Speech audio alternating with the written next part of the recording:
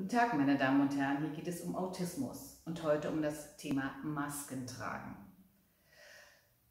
Corona führt dazu, dass wir derzeit genötigt sind, eine Mund- und Nasenbedeckung zu tragen. Und zwar, wenn wir uns in Geschäften aufhalten, wenn wir die öffentlichen Nahverkehrsmittel benutzen. In einigen Ländern ist es auch schon so, dass man sie grundsätzlich, wenn man sich im Freien aufhält, tragen muss. Viele Menschen im Autismus-Spektrum haben Schwierigkeiten, die Maske zu tragen. Einige haben auch Schwierigkeiten zu akzeptieren, wenn Nahbezugspersonen Mund und Nase durch die Maske verdecken. Die sehen dann einfach anders aus, die können nicht mehr erkannt werden. Dass sie es selber nicht ertragen können, hat zum einen damit zu tun, dass es eine veränderte Routine ist. Bisher haben wir noch nie eine Maske getragen. Und zum anderen hat es auch damit zu tun, dass es ein anderes sensorisches Erlebnis ist. Viele Menschen merken ja, das drückt ein bisschen, man schwitzt unter der Maske, manchmal beschlägt die Brille, man bekommt nicht so gut Luft. Auch neurotypische Menschen haben zum Teil damit Schwierigkeiten, Menschen im Autismus-Spektrum aber häufig sehr viel stärker. Was kann man tun? Zum einen gilt wieder Vorhersehbarkeit schaffen. Also klare Regeln und langfristige Ankündigungen der Veränderung. Also wenn wir das nächste Mal mit der Bahn fahren, dann trägt Mama eine Maske mit einem Foto dazu. Oder dann tragen wir beide eine Maske. Üben Sie das Maske tragen auch zu Hause und zwar am Anfang, wenn es notwendig ist, ganz kurz, sodass sich die Person an diesen anderen Eindruck gewöhnen kann. Also am Anfang wirklich nur 2 Sekunden und dann erweitern Sie das möglicherweise, bis Sie die Zeit erreicht haben, die Sie in der S-Bahn oder in der Straßenbahn verbringen müssen. Gewöhnen Sie also an das andere sensorische Erlebnis. Suchen Sie eine Maske, die so angenehm wie möglich ist.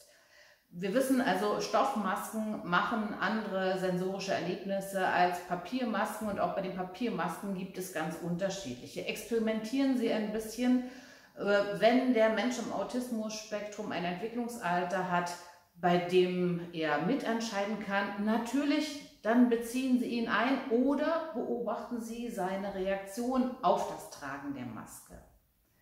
Es gibt auch die Möglichkeit, dass man eine Person vom Arzt vom Tragen der Maske befreien kann.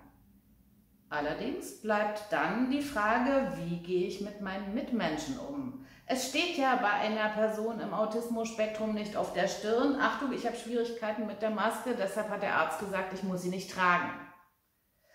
Hier kann es sinnvoll sein, wenn man beispielsweise so etwas wie eine kleine Visitenkarte in der Tasche hat, auf der steht, ich bin vom Arzt von der Maskenpflicht befreit und wenn jemand meckert im Bus, dann übergibt man das. Oder für Eltern eine kleine Karte, auf der steht, mein Kind ist ärztlich von der Tragepflicht einer Maske befreit und das übergeben dann die Eltern.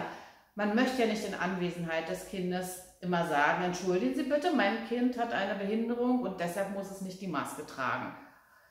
Also überlegen Sie sich Strategien schon vorher, wie Sie damit umgehen, wenn jemand, der Mitmenschen aggressiv oder unfreundlich darauf reagiert, dass der Mensch im Autismus-Spektrum keine Maske trägt.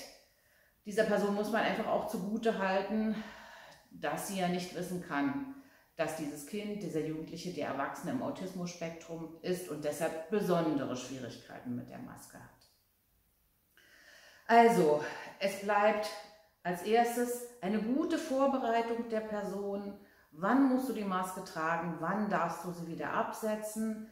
Es hilft eine langsame Gewöhnung sowohl an das Tragen der Maske als auch an das Aushalten, dass Nahbezugspersonen so etwas aufhaben.